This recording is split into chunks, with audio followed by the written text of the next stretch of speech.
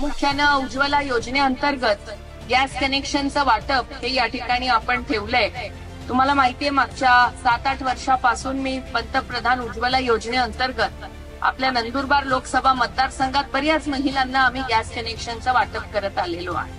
माझे वडील जेव्हा आदिवासी खात्याचे मंत्री होते तेव्हा त्यांनी आदिवासी विकास विभागामार्फत बऱ्याच महिलांना गॅस शेगडीची योजना त्यांनी दिली आणि मग त्यानंतर 14 पासून जेव्हा मी खासदार झाली तर भारत सरकारची पण अशी एखादी योजना महिलांसाठी बनवून दिली पाहिजे असं मोदीजींना मी जाऊन सांगितलं आणि मोदीजींना पण ते आवडलं। ते म्हणाले हिनाताई तुम्ही म्हणताय ते एकदम बरोबर आहे, ही गॅसची योजना खरोखर खूप चांगली आहे। तुमचं जेव्हा महाराष्ट्र सरकार गॅस वाटत होतं त्यावेळेला मी पण गुजरातचा मुख्यमंत्री होतो आणि मी सुद्धा महिलांना गॅस कनेक्शन हे आमच्या राज्य सरकारकडून दिले होते। तर तुम्ही खूप चांगलं सुचवलंय, मी नक्की केंद्र सरकारकडून एखादी योजना ही महिलांसाठी सुरू करेल आणि मोदीजींनी पंतप्रधान उज्ज्वला योजना चालू केली आणि मग मी निवडून आल्यानंतर परत संसदेमध्ये जाऊन मागणी केली।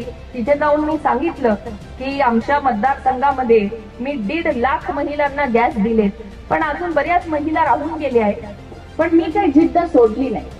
मी आमच्या महिला भगिनींना शब्द दिलेला होता की तुमच्यासाठी ही योजना मी सुरू करूनच आणेन आणि मग मी वारंवार संसदेमध्ये कोरोना असताना सुद्धा संसदेमध्ये मी मागणी करत राहील आणि जसा कोरोना कमी झाला आपल्या सर्व महिला भगिनींसाठी परत एकदा ही उज्ज्वला योजना मी सुरू करून आणली।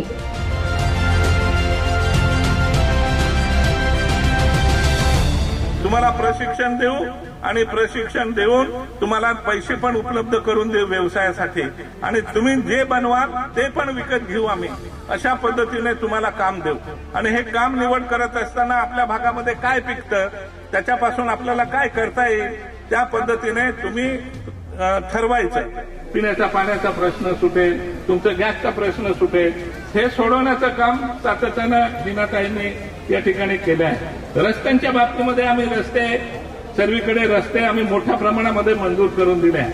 आता जे कागदावर रस्ता नाही म्हणून ते रस्ते मी सर्वांना सांगतोय की मला मे महिन्यामध्ये त्याची यादी द्यायची।